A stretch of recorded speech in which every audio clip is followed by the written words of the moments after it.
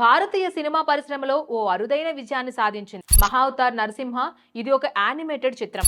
కేవలం 6 కోట్ల రూపాయల బడ్జెట్ తో రూపొందిన ఈ సినిమా విడుదలైన 5 రోజుల్లోనే 30 కోట్ల రూపాయలకు పైగా కలెక్షన్స్ రాబట్టి అందరినీ ఆశ్చర్యపరిచింది. పిల్లలు పెద్దలు పెద్ద ఎత్తున థియేటర్లకు రావడం, సినిమా మీద వర్డ్ ఆఫ్ మౌత్ పాజిటివ్ గా మారడం వల్ల ఇది ఇంకా ఎక్కువగా రోజుల పాటు విజయవంతంగా నడిచే అవకాశం ఉంది. భారతదేశంలో యానిమేషన్ సినిమాల మార్కెట్ ను ఇప్పటి వరకు సీరియస్ గా తీసుకోలేదు. హాలీవుడ్, జపాన్ లో ఉండే స్థాయిలో కంటిన్యూస్ గా మంచి యానిమేషన్ ఫీచర్లను కూడా మన దగ్గర లేవు. కానీ ఇండియాలో యానిమేషన్ సినిమాలకు మార్కెట్ లేదని అనుకునే నిర్మాతలు, దర్శకులకు మహావతార్ నరసింహ విజయంతో మంచి కిక్ వచ్చింది. ఈ సినిమాతో ఆ అభిప్రాయాన్ని తప్పు అని తేలిపోయింది. అయితే అసలు ప్రపంచవ్యాప్తంగా అత్యధికంగా వసూలు చేసిన హాలీవుడ్ సినిమాల్లో చాలా వరకు డిస్నీ, పికార్స్ వంటి యానిమేటెడ్ ఫిల్మ్సే ఉంటాయి.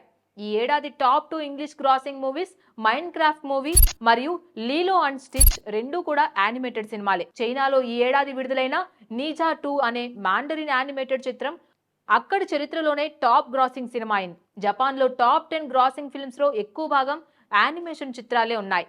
ఇవన్నీ భారతదేశంలోనూ భారీ ఫ్యాన్ బేస్ కలిగి ఉన్నాయి. కాబట్టి ఇండియాలో యానిమేషన్ సినిమాలకు మార్కెట్ లేదు అనడం తప్పు.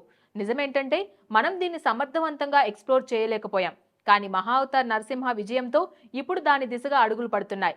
ఈ సినిమా నిర్మాణ సంస్థ హోంబలే ఫిలిమ్స్ ముందుగానే దశావతార ప్రాతిపదికన వచ్చే 10 సంవత్సరాల ప్రాజెక్టుల వివరాలు ప్రకటించింది. ప్రతి సినిమాలో ఓ విష్ణుమూర్తి అవతార కథను యానిమేటెడ్ ఫార్మాట్ లో తీసుకురాబోతున్నారు. ఇదే విధంగా ఇతర దర్శకులు, స్టూడియోలు మన పురాణాల, జానపద కథల ఆధారంగా చిత్రాలు తీస్తే భారతదేశం ప్రపంచంలోనే అతిపెద్ద యానిమేషన్ ఫిల్మ్ ఇండస్ట్రీగా ఎదగడం ఖాయం. ఈ ప్రయాణానికి మొదటి మెట్టు వేసిన మహావతార్ నరసింహ నిజంగా ఒక గేమ్ చేంజర్.